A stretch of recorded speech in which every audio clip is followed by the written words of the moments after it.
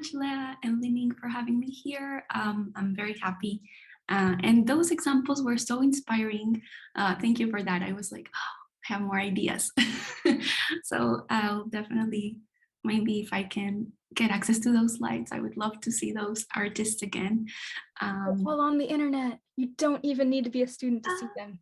Perfect. Great. Well, I'm super happy to be here. Yes, so I'm Stephanie Valencia. I have the same last name twice, but I sometimes just use my first last name for space. But I'll start sharing my presentation. And I modified it a little bit so I can update it if it's already online. Just let me know if that, if you're able to see that. We see your slides. We see the Chrome bar across the top, but I think that's fine. Okay, yeah, I think that's okay. Thank you.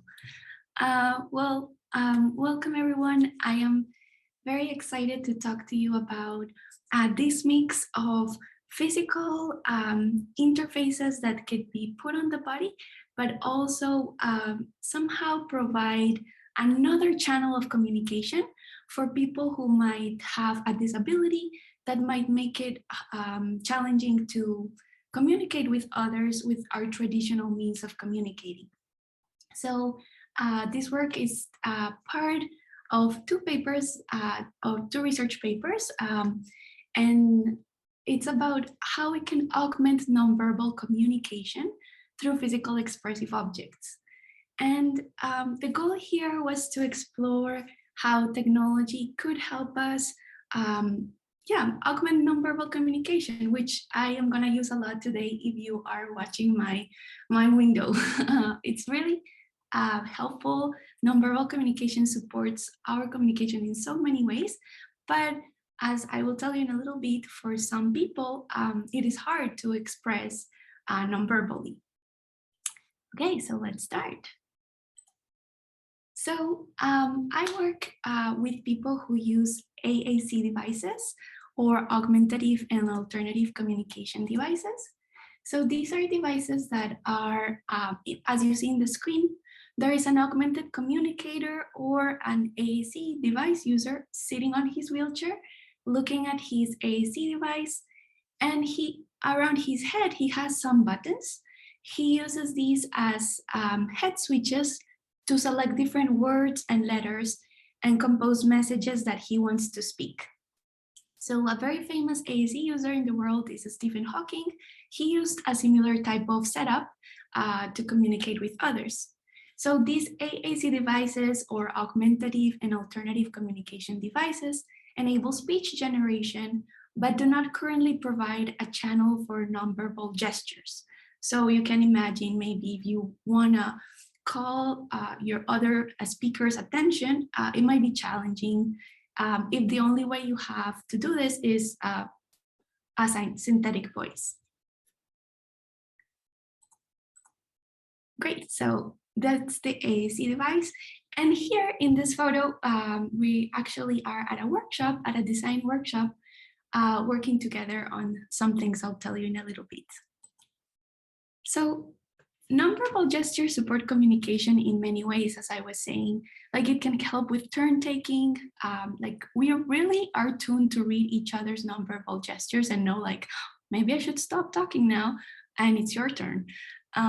It could also help clarify a speaker's message. Like sometimes I say things like, go get that, that's up there. And like, it really helps clarify things, or it even helps the speaker like cognitively to be more clear in their spoken words. And these are all things that are currently challenging for AAC users. So because I'm very interested in accessibility and also wearables, I was like, okay, what can we do about this? So I went and saw like the literature, and we find that in past work, peripheral robots have been used to leverage motion to support conversation. So in some examples I have here, we have a robotic object that resembles a microphone, and it has been used to encourage participation in a group. So by orienting and tilting towards the person that has been speaking the least, this robot, MicBot, has been shown to improve like group participation for people who do not tend to participate that much. And in another example, Keep1, a non-anthropomorphic robot, was tracking the aggressiveness of a conversation and conveyed an emotional response, maybe like shivering or like shrinking a little bit when somebody was getting angry. And this evoked empathy from other people, eliciting some behavior change, maybe relaxing a little or just noticing like, oh, wow, this robot is sensing that we are fighting. So these two examples motivated this work and like, okay, how can the movement of a third entity influence a conversation between people? And would that help AAC users in some way or not? And then I also looked at like how this idea of sidekicks, like sidekicks have been used mostly in movies, you know, as this secondary character that supports a protagonist. And I thought this framing and this metaphor was important to use in my work because I don't want to take away agency from the AAC user, who is the person with a disability we're designing with them for, because we don't want a robot to talk for them or that this wearable thing kind of overcomes like who they are. We just want to support them. So I was like, okay, I think this metaphor is going to be important as we explore this work. And so that was our goal, designing a sidekick, some secondary thing that would be physical, but would support with communication. But how to start? So one core philosophy I have in my research is like doing things through co-design, which is a method in participatory design that invites people to be part of the design process. So of course, all of you here are designers who have their own ideas and methods that are super valuable because you have expertise, you have experience, but sometimes inviting other stakeholders can really change that outcome in a way that can be beneficial. So in this case, it was important for me because I am not an AAC user, I'm not designing for my own body. So I was like, okay, I need to talk with AAC users and have them be co-designers. They might not know about like HCII and processes, so they don't have that expertise, but they are experts in their lived experience. So inviting them was important. And I also noticed like, yes, I do hand gestures all the time, but I'm not a motion expert. So I invited puppeteers who are experts in expressing motion. And actually they are super good at knowing what they want to provoke from their audience. So they know like what motion is good for the audience. So I was like, okay, those are another type of co-designers I need to invite. And that's how it came to be. So co-design workshops are a great way to work with non-designers, but that are expert stakeholders that you might want some feedback from. And this is actually a picture of the 3 puppeteers from the workshop, ideating some motions between them. Great. And also, I'm not monitoring the chat, but Leah, you can help me if there are any questions. Feel free to interrupt me. I'll break in if there's a question that you okay. need. Great. So we split the design workshop in 3 phases. The first one was like telling. We wanted people to share stories about their lived experiences, like breaking it up a little, like so that AAC users could have a chance to speak first and share like what are their current challenges, what are their goals. Then we also went to making, which was prototyping, so we could like embody the ideas we had in possible forms and aesthetics. And we wanted to have conversations about materials here. So I'll tell you a little bit more about that. And in the third phase, we had enacting, which was having the puppeteers use whatever we made and kind of improvise motion so that, and see what the AAC users thought about that, and also how they work together with the AAC user to produce the motion they wanted. So that was really fun.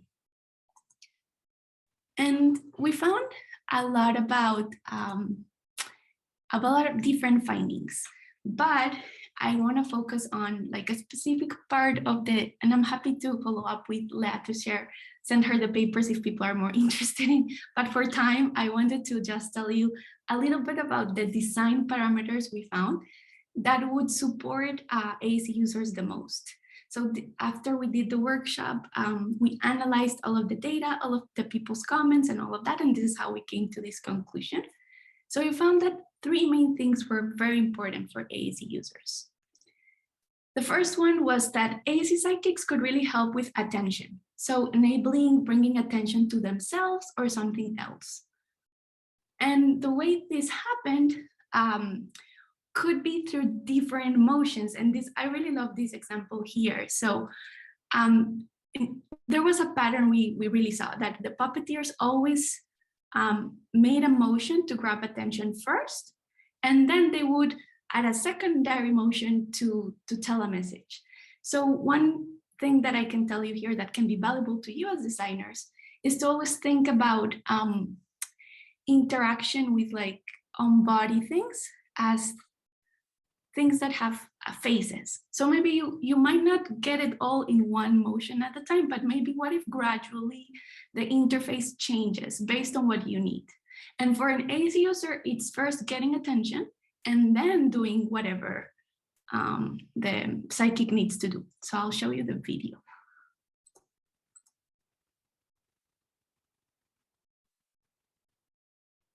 So here, we see 2 motions. So they're imagining that there is an imaginary arm, like an actuated arm, that could call somebody, like lure them in, and then tell them like, look at my screen. And it's because AAC users sometimes have technical problems with their screen, and like maybe it's not loading, the Wi-Fi is down, something is happening. And they need other people to come and assist them technically. But how do you say that, right? And so this was a way to do that. First, call for attention. You need a subtle way to be like, hello, I need help. And then look at my screen was very clear. So through improvisation sessions, we uncovered this one, and it matched one of the goals from the AAC users. Oops, sorry. Learning how to do this. Okay. The second parameter was precision. We learned that it was very important to add clarity and nuance to a spoken message. So AAC devices are very monotonal. So like imagine a synthetic voice like Stephen Hawking being mad at you. It might be hard to know, like, are they mad? Are they not mad? Are they being sarcastic? Like it's very monotonal. You don't have that nonverbal expressivity in the voice. So maybe wearables could be a good way to express nuance. Like maybe I say the same thing with my device, but if my on-body thing changes, there's another meaning to it. So we explore that. And we noticed that there was just different ways that the psychic could demonstrate what the AAC user wanted to do. Maybe if they wanted to say I really have to go, but they didn't want to be mean, they could just have some sort of watch. This is all in the improvisation imaginary space, but this might be some inspiration for you, some way to look at a watch and be like, I have to go. And that wouldn't be super rude. Some AAC users came up with this idea because just saying I have to go with their device, they thought they were being rude to other people. And just maybe looking having a way to do a very salient eyes that would look at you like you're being annoying is also another idea that they explored.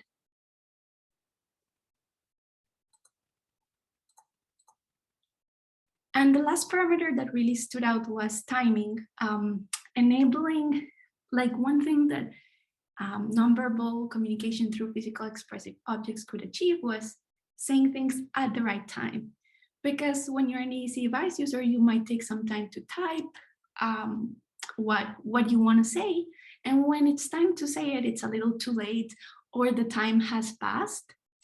but a gesture can be faster. So what are gestures that can help say something in a timely way? And yeah, to just not lose the opportunity of participation. So we noticed that the timing of the behavior of the wearable or the sidekick here depended on the context. Sometimes while the ACE user was doing an action, that overlapping context, it was helpful to have like an extra more salient sign, like, okay, if I'm typing, like just show like I'm typing. And that's okay, that the action is happening at the same time that the ACE user is doing something. But at other times it could happen at intervals, like maybe first, what if I have a flag and that just calls for attention, then points to me, and then I speak. So there might be different timings that I want this on and different timings that I want this off.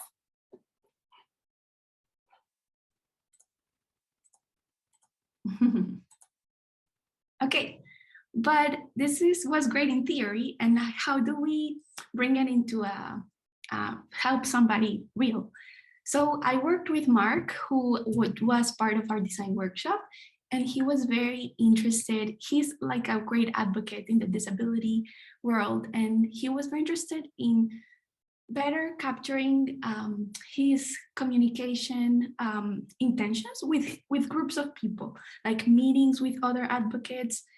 He really wanted to be able to talk without really interrupting people abruptly, but just like managing his turn in a better way, because he was very interested in doing that in like a diplomatic way, and also being included, not having to not say anything in the meeting because he had things to say. So we work with him to explore like, okay, what should his psychic look like? What are materials are appropriate? Where should it be placed? And we had different discussions because we were in the virtual world at the beginning of the pandemic. We exchanged a lot of pictures and sketches. And I was very curious to to explore what Mark was open to. Like, is he open to like a big thing in the back, or is that too much? What is like doable? And one thing we learned is like, well, Mark is a wheelchair user too. He's not only an AC device user, and he goes on and off his wheelchair many times a day. We cannot just play something that will make it harder or that will break when he like moves out of his wheelchair. So that was important. Also the size, like it needs to be something like kind of on the smaller size, that is not too heavy for his wheelchair mount, that it's safe for others. So like having these conversations with users can really help you constrain the design space. And it really helps so that you are not creating something that might be fun for you, but then later it's like not usable at all. So it's very sad. And Mark is also like a proud member of the LGBTQ community. Like that's really part of his personality. And he was like, I want something that like resembles that. And in the end, we offered some alternatives, but it was good to know that too. Like what are some values that he wants in the design? And so, oh, this slide is half empty, I'm sorry. But these were some like ideas. And at the right side, there were the prototypes we generated in the workshop. Actually, Mark designed the first one that in pink. And it says, un momento, por favor, in Spanish, because he knows a little bit of Spanish and he wanted to be playful, to ask for like 1 moment, please. In conversation, but he also chose the material like a soft, like kind of what material is this, Leah? Like the hand, it's like cottony, felt. Yeah, like felt. I think it's felt. Because he didn't want to be rude, and I was very surprised. Like, but Mark's personality is very kind and sweet, and he was like, I don't want to be rude, but I do want to tell people like, wait a moment, like, no, I disagree. Stop talking right now, give me some time to speak. And I thought it was really interesting that the glitter, the pink glitter, he also was like, this is bright and shiny like me. And so I feel like these material expressions were interesting. But then when we talked about making it into like a real tool he could use every day, he was like, okay, maybe let's do something more modular, more serious, that is very easy to operate. So we really changed the direction a bit. And so it ended up being this design after like many brainstorming sessions and exchanging prototypes. And we decided to do like a modular 3D printed red device that kind of had like acted like a timer, like a clock, a timer on a clock that ticked at like a metronome at a certain pace that he could adjust to show that he was typing while he was typing. And the idea of this was to show others that he's actively composing a message for his meetings or for his conversation, and that he wants to participate at some point, exactly when the psychic stops moving. So we have the designs available online too, and I'm happy to talk more about it. And so we programmed some motions that we came up together, like the timer motion, as I just explained, like the wave motion, like hi, like please, like a faster, like I need you. And actually he has been using this at home with his parents, and like it has helped because if he's in another room where they can like still see him, he can like ask for help. And one cool thing we notice is that people who were close to Mark, like in his close circle of people, they really didn't need the sidekick because they already knew how to talk with him and read like his facial expressions in a way. But it actually helped them sometimes when there was ambiguity. Like with his mom, like she was not sure if like he really wanted her in the room. But when she saw the signal, it was like, okay, yeah, this is a definitely an intentional like sign of distress, so I'm gonna go. And with new communities, like people he recently met on Zoom, we were talking about how he had some meetings with new coworkers on Zoom. They really needed to be kind of like introduced to the psychic, like they needed to understand like, why is typing important? Like everybody types. And he was like, no, I'm an AAC device user. I typed to speak. So it's a little bit different. So for one like inspiration here for all of you could be to think about, who are you designing for? Is this like personal use? Is this for like maybe a close partner too? Who are the other peripheral users of this wearable? Like who will see it? And maybe how does that matter? Like, and I think in the end, the psychic was a good use for like new communities or like strangers, but it ended up also working a little bit for family. So yeah, I'm happy to get and answer any questions. And it was really great to find out that custom-made sidekicks that move in this space could help provide an augmented nonverbal channel for augmented communicators and like help manage some conversational dynamics. And I'm excited to explore this further. So, but this is the beginning of it, and I'm happy to hear your thoughts, questions, all of that. Thank you.